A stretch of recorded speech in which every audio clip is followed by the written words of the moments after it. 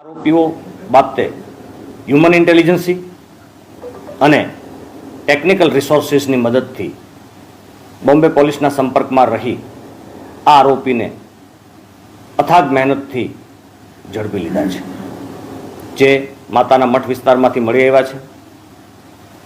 અને આ આરોપીઓની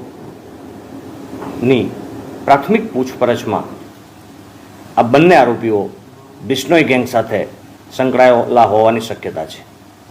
આ આરોપીઓ ચાંપાનેર જિલ્લાના બિહારના વતની છે.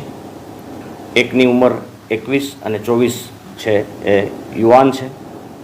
અને પોલીસ ઉપર પણ કોઈ પણ સમયે એસોલ્ટ કરી શકવાની શક્યતાઓ નકારી શકાતી નથી. આ બંને આરોપીઓ ત્યાં ફનગલ હોટલની અંદર રોકાઈ અને ત્યાં ફાયરિંગ કરતાં પહેલાં ખૂબ જ રેકી કરેલ છે.